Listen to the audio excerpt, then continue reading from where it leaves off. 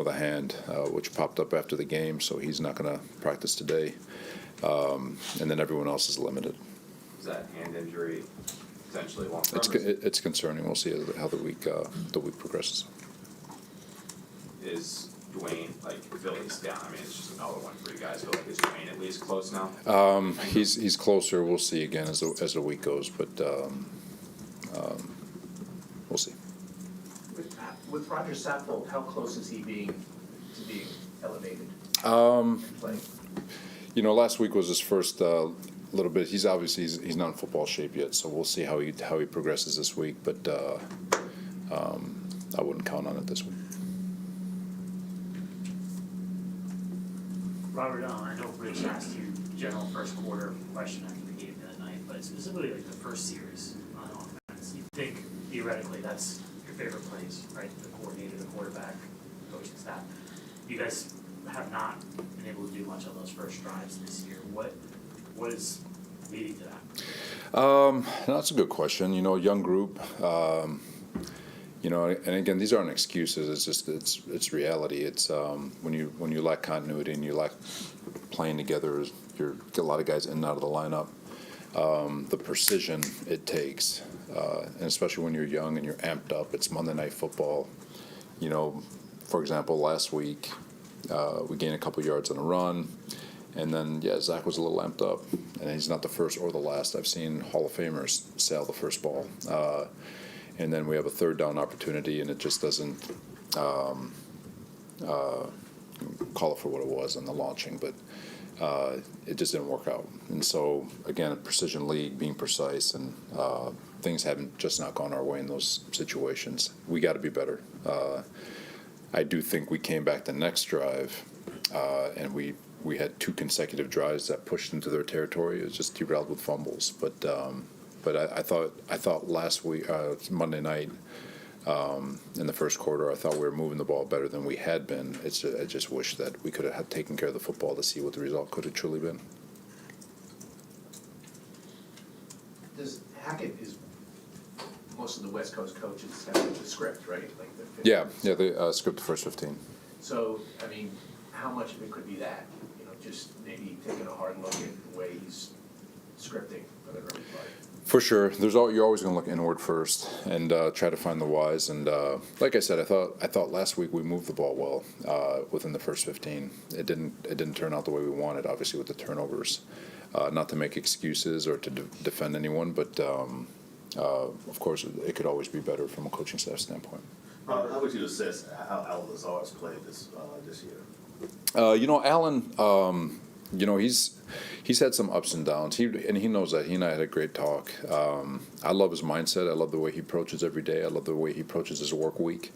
Are things going the way he wants? On occasion, I know he wants more, and he wants more for himself. But the good thing about Alan, he works as hard as anybody, and I know he's going to get through this. It's no different. You could be slumping, and sometimes as a player you start pressing and you start trying to swing for the fences, and I said it before. The reality is he just needs to focus on putting the bat on the ball and putting the ball in play and playing and going from there. Just from an analogy standpoint, but just continue to focus on doing the best he can and take the plays that are given to him and be great at what he's being asked to do. But he'll come around. He's got the right mindset, so I'm not overly concerned about the direction he's going. Robert, statistically speaking, this offense has operated at a higher clip with just about every other quarterback you guys have used aside from Zach Wilson over the last 3 years. Is there a mandate or push or an initiative from above to continue to stick with Zach Wilson in spite of this? No, we're on the same page with that. So any conspiracy theory that might be out there, we're on the same page. Robert, you faced some great edge rushers Monday night, another one Sunday night in Maxx. What jumps out about him? Oh man, a funny story to tell you guys. But on him, he's unbelievable. Really, really cool to see the type of career he's had. I'll just tell you guys real quick. So we, in the combine visits, he comes in. I'm a stickler. We want to show tape to see what the kid knows. Really not in the school of, hey, let's make it uncomfortable for him and see how he responds. And our D-line coach is out in San Francisco. God bless. He's one of the better D-line coaches in ball. He's doing a great job through the interviews, and then Maxx Crosby comes in, and they're going through it, and finally Kasarik throws the tape down. He's like, "Why'd you come out?" And he just starts tearing into him. "You shouldn't have come out." And I'm like, and we're all upset because we're excited about this kid, and so now Max has become who he is, and it's like, good job there, buddy. You're really in on that one. But Kasarik's one of the better evaluators in ball as a D-line coach. But but really happy for Max, and he represents everything you want out of a football player. He's got violence, he's got speed, he strains, his effort is off the charts, his football IQ is off the charts. And to be honest with you, the way he answered the question in that combine interview that day, no doubt looking back at it, there's a reason why he's successful. Like, he wasn't fazed, and he basically said, because I can, and he is. So good for him. On the telecast Monday night, Troy Aikman referenced the conversation that he had with Quinnen, and Quinnen was told him that he had gone to the coaches to ask them to try to find ways to scheme him up to get more single teams. And I think he referred to himself as the highest paid decoy in the league, is what he told Aikman apparently. I'm wondering if you could address that, and also why his sack production as compared to last year is way off. Yeah, no, it's we're always trying to find a way to to create one-on-ones for all our guys. Quinnen especially, he's one of the better players in football. I do want to say, I do think sack production is a very overrated stat. I think it's a cool stat that gets guys paid, but it is not the indicative number in terms of, because I've seen guys who get sacks who get lucky as heck. But when you look at Quinnen, teams are going out of their way to game plan Quinnen to try to take him out of the game, but he's still absolutely wrecking run games. He's still, fact check it, because I'm not sure, but he ranks top 5 in pressures. He ranks top 5 in pressure rate. He ranks top 5 in PFF grades. He ranks top 5 in every statistical category you can conjure up. He's just not getting the sack production. What we've seen is a much different approach to the way teams protect against us, and we're seeing a lot less double chippers and a lot more attention to Quinnen, which means Jermaine Johnson, Bryce Huff, they're absolutely wreaking havoc on quarterbacks this year and opening it up. And so teams got to pick their poison. You want to pay attention to Quinnen, our other guys are going to be productive. You want to pay attention to the edge rushers, it's going to open up for our inside guys. So the overall sack production, like I said, is an overrated stat. Quinnen Williams is one of the top 5 defensive players in all of football, and he's proving it down in and down out. And unfortunately, we live in a society where sack production is the measure of how good a player is, and it's not even close. He's wrecking games, and sure, obviously for him, he wants sack production, and we'll continue to try to find ways to get him those one-on-one opportunities. But the other team has say so. If they ignore all our attempts and still still continue to put out an effort to get 4 hands on him, then it's going to be hard for him. But even with them putting 4 hands on him, he's still winning at a very, very high rate. And it's actually opening up opportunities for other guys, and I think that's why we're playing so well on defense. How would you look at the Raiders right now? Obviously, they just had a coaching change, so how much can you take away from the team that they were compared to what you saw on Sunday? They're talented. Their defense is really freaking good. Offensively, obviously, Josh Jacobs and Devontae are 2 of the best in football. They played with a lot of juice, a lot of energy last week. They've been in a lot of football games. I mean, they're still hovering around that 500 mark and winning football games. So they're a good football team. They took the Chargers to the wire. They had some games where you could look at it and say, God, they're that close to having a winning record and being in the conversation to win their division. So a lot of respect for them, a lot of respect for the talent they have on that roster, and we know we've got our hands full going over there. Robert, what went into the decision to sign Winfrey to the practice squad, and what made you guys comfortable with that, despite the off-field issues? So Perion, we had him at the Senior Bowl. absolutely loved him at the Senior Bowl. He was a guy that we were thinking about drafting. We ended up taking Ruckert, which has been good. Ruckert's awesome. Perion's not a bad person. Sometimes players make dumb mistakes. Sometimes they're not good at life to start their football career, but it's not because he's a bad person. Just making silly, immature decisions. And, so he's been, a lot of the stuff that he's been accused of has been wiped clean, where they've realized that it was all lies for him.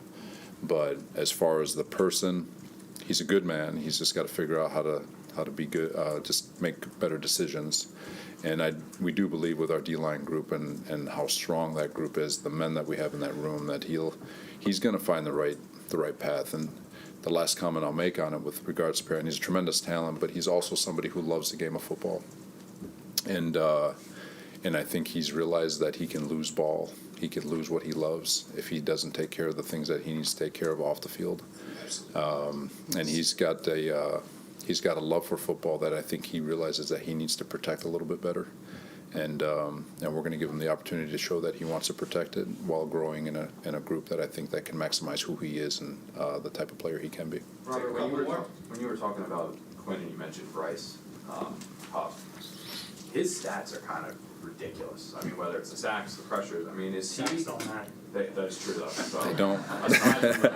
aside from the meaningless sacks, he is, kind of putting together a career year, despite the fact he only plays, not as many snaps as other guys. Is he developing into a player that can be a cornerstone on this defense, a guy that is as close to an every down starter you have on the defensive line? Yeah, no, he's talented, man. He's another kid, another young man who's developed himself, undrafted.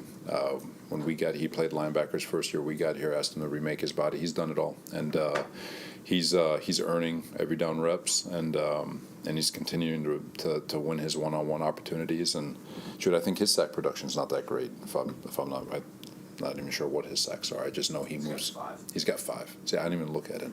I do know that he's top 5 in pressure rate though. Because at the end of the day, we do care about sacks, but just so you guys know, you can be a guy who gets sacks, but you're really not changing the way an offensive coordinator calls his game, because he's not worried. He still knows he has time, and so pressure rate is usually the indicator in terms of whether or not you're forcing an offensive coordinator to stop scheming up these unbelievable haymakers because they think they have all the time in the world. And I think that's what our D-line does best, and just wreaking havoc and making sure that the offensive coordinator and offense has to play us straight up. But yeah, Huff is very disruptive. Are you running out of time to wait for Zach to get to that level that you need him? Like we talked about yesterday, especially where the defense is, why not make sure Trevor is up this week or something like that? Are you guys running out of time to click or No, because at the end of the day, it's not always on the quarterback to win and lose football games, but he is, at the end of the day, we are being put in position where in the fourth quarter we have a chance to go take a game on offense. And, I thought he did a great job, obviously, in the fourth quarter and overtime against the Giants to give us a chance to win that football game. He's done a great job putting us in position, whether it's, the Denver game where we moved the ball up and down the field, but we settled for field goals, but we're still putting points on the board. And, in the Philadelphia game where, I get it, the stats aren't great, but Philadelphia is a fantastic defense, but we played a very smart football game, and still were able to manufacture 5 scoring drives, or 4 scoring drives, I'm sorry. So is it, obviously it's not the greatest show on turf. Obviously he knows that there's a lot of things that he can do better. There's a lot of things we can all do better. And yeah, he needs to get better. He knows that, but I wouldn't, I know the knee-jerk reaction is to always hit the panic button, but as a whole, with all the circumstances, and you consider all the different things that are happening along the offense in terms of the lack of continuity on the offensive line and those guys trying to get their feet underneath them, he's doing the best he can, but again, he still needs to get better. Last one.